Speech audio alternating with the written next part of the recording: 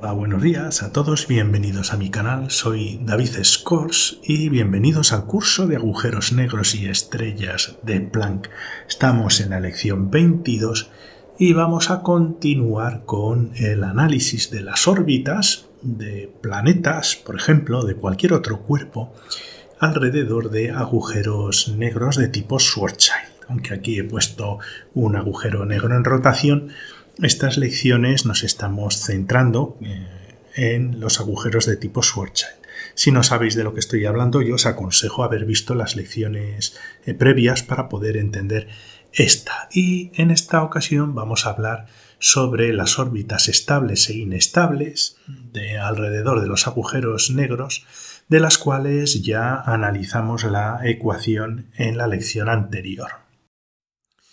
En la lección anterior lo que hicimos fue obtener una expresión para la energía total que se conserva en las órbitas, por ejemplo planetarias alrededor de un agujero negro, y vimos que la energía podía descomponerse, la energía cinética del planeta.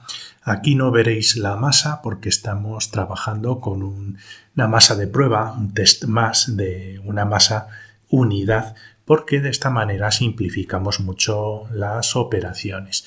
Y os recuerdo que en la lección anterior derivamos esta ecuación paso por paso. Os voy a dejar al final de esta lección un enlace al curso en general y también a la lección anterior. Luego también vimos que teníamos tres términos aquí, un potencial típico newtoniano, el inverso de la distancia radial, una energía centrípeta que también es dependiente del radio, por eso la vamos a considerar como parte de un potencial gravitatorio, de una energía potencial efectiva, como ya lo hablamos en la lección anterior, y después nos aparece otro término aquí, un inverso del cubo del radio, que es la corrección relativista.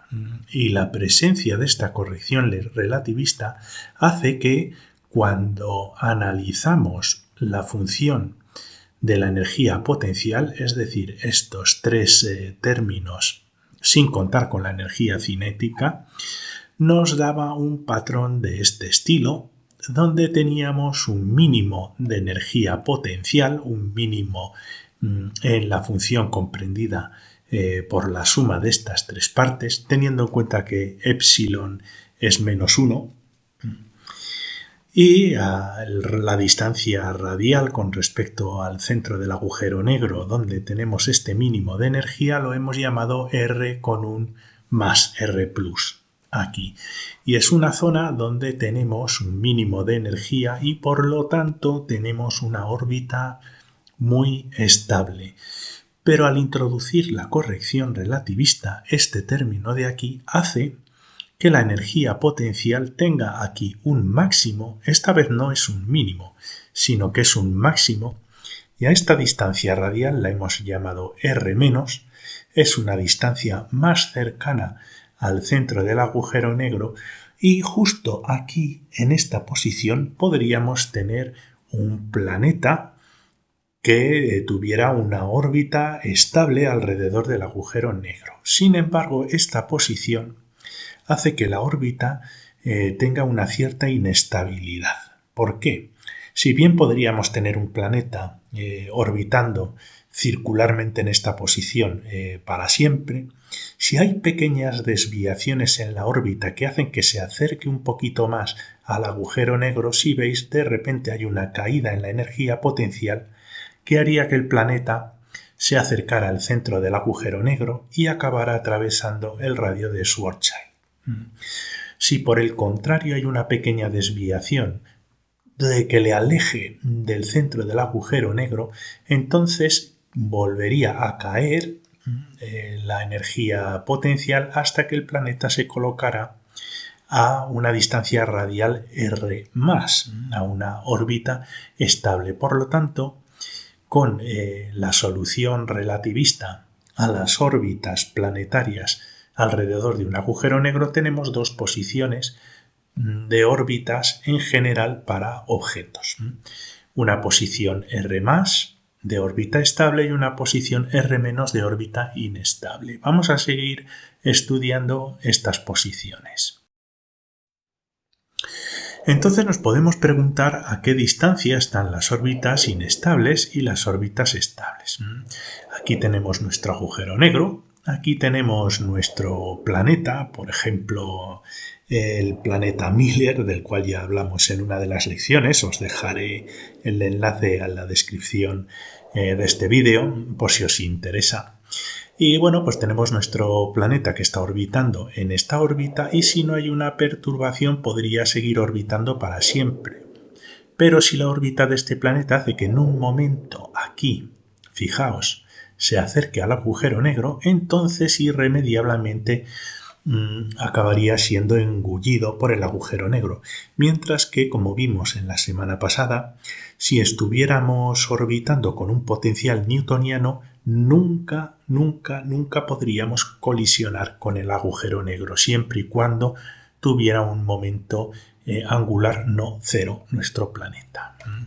Si tenemos esta órbita inestable, la R- que está orbitando alrededor de este planeta, del agujero negro, fijaos, si salimos un poco de la órbita, como ya hemos mencionado en el gráfico anterior, el planeta se alejaría mucho más hasta alcanzar una órbita estable, muy estable, alrededor del agujero negro, siendo esta distancia orbital al radio más grande, pues la distancia R+.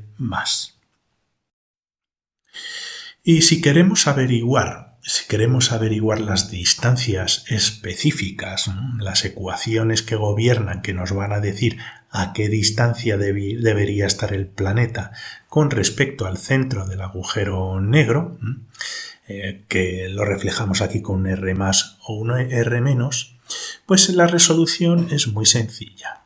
Si aquí ponemos la función de energía potencial, como ya hemos visto en las gráficas anteriores, en función de la distancia radial, tenemos esta figura de aquí. Y podemos establecer como condición que tanto el mínimo como el máximo en la función de energía en este caso va a corresponder a una zona donde no hay un cambio de energía. Fijaos, esta de aquí se mantiene la energía estable en un cierto intervalo de radio y por lo tanto en esta zona de aquí alrededor de nuestro mínimo de energía se va a cumplir que el cambio en energía con respecto a pequeños cambios en la distancia radial pues va a ser cero. ¿Por qué? Porque aquí pues no cambia mucho la energía, como veis. Y lo mismo vamos a obtener aquí en el máximo. En el máximo, en esta zona aquí, en una zona infinitesimal, si hacemos pequeños cambios de posición en el radio, si nos movemos hacia la derecha y hacia la izquierda, pues podremos afirmar que la función de energía no cambia, a no ser que tengamos un cambio muy brusco. Y esta condición, como muchos de vosotros sabréis, es que la derivada de la función con respecto a su argumento, la derivada de la energía con respecto al radio, es cero y se cumple esta condición tanto en mínimos de la función como en máximos de la función. Por lo tanto, si queremos averiguar qué posición radial corresponde a la órbita estable y a la órbita inestable, no tenemos que hacer otra cosa más que derivar la función de energía potencial efectiva con respecto al radio. Y bueno, pues vamos a hacerlo. Tenemos aquí nuestra expresión total de la energía que incluía la energía cinética, pero a nosotros nos interesa la energía potencial, que es la que va a gobernar las órbitas. Y por lo tanto, la función de energía potencial, que lo vamos a poner así, en nuestro caso va a ser menos gm dividido r más l cuadrado 2r cuadrado menos gml cuadrado r al cubo. Os recuerdo, ya lo dijimos en la lección anterior, pero os recuerdo que en estas lecciones estamos trabajando en unidades donde la constante de la velocidad de la luz es igual a 1. Por lo tanto, tendríamos que incluir la constante de la velocidad cuando tengamos la respuesta final, tendremos que hacer un análisis dimensional e incluir c de nuevo en las ecuaciones. Pero de esta manera, sin la c, es mucho más sencillo de seguir. Pues vamos a derivar la función con respecto al radio. Y es una derivada pues muy sencilla. Como veis, aquí es r elevado a menos 1, el menos 1 sale y se nos hace más. R menos 1 menos 1, pues r menos 2, r elevado a menos 2. Por lo tanto, r cuadrado que tenemos aquí. La derivada pues es muy sencilla, vuelve a ser lo mismo, esto es r elevado a menos 2, el menos 2 sale aquí, lo tenemos aquí, l cuadrado, r al cubo. Este 2 con este 2 se nos va a simplificar. Y la derivada, pues volvemos a lo mismo, esto es r elevado a menos 3, el menos 3 sale, se nos hace más 3 y nos queda el denominador como r a la cuarta. Y ahora vamos a simplificarlo un poco, el 2 se nos va y nos queda esta operación. Este es el resultado de la derivada del potencial efectivo con respecto al radio. Y en las condiciones en las que esta derivada sea 0, corresponderá a nuestro máximo y a nuestro mínimo en la función de energía potencial. Así que lo que hacemos es igualar estos términos procedentes de la derivada a 0. Y vamos a seguir simplificando esta ecuación para resolverla. Y lo que vamos a hacer es multiplicar todos estos términos por r a la cuarta. ¿Por qué? Porque nos queremos quitar la potencia más alta del radio en el denominador. Si multiplicamos por r elevado a la cuarta, este se nos va a ir, este nos va a quedar una r y este nos va a quedar una r al cuadrado. Y nos queda una ecuación de este estilo gmr al cuadrado menos rl al cuadrado más 3gm l al cuadrado es igual a 0. Y si os fijáis, esto es una ecuación simple, cuadrática, en el radio. El radio es nuestra variable que queremos averiguar, queremos solucionar la posición radial. Este es el término con el radio al cuadrado, este es el término con el radio y esta es la constante, una ecuación cuadrática que es muy sencilla de resolver. Así que la solución es directa y si os acordáis, para resolver una ecuación cuadrática es como era b al cuadrado, si este es el coeficiente a, este es el coeficiente b y este es el coeficiente c de la ecuación, pues es b cuadrado más menos raíz cuadrada de b cuadrado menos 4a por c, 12g cuadrado m cuadrado l al cuadrado, dividido 2a, pues 2gm. Es así como yo lo aprendí ya de pequeñito. Y esta es la solución. Y vamos a analizar la solución. Fijaos, tenemos aquí un término de momento angular al cuadrado más menos una raíz cuadrada que va a ser un número. Y como veis tenemos dos soluciones, tal y como habíamos visto en la gráfica. Tenemos una solución con un radio mayor, que va a ser l cuadrado más este término, y el radio de la órbita inestable va a ser, la solución va a ser este l al cuadrado menos el número que aparezca aquí. Si hacemos un análisis dimensional podemos volver a recuperar la constante de la luz, que nos quedaría la solución de esta manera, c al cuadrado, l cuadrado más menos raíz cuadrada de c a la cuarta, l a la cuarta menos 12g cuadrado, m cuadrado, l cuadrado, 2gm. Y bueno, pues esta es la solución que nos va a dar las posiciones radiales, tanto máximas como mínimas de las órbitas, y como veis, pues son dependientes del momento angular. Evidentemente, el momento angular es lo que nos va a determinar a qué posición pueden orbitar los planetas. Así que tenemos dos órbitas.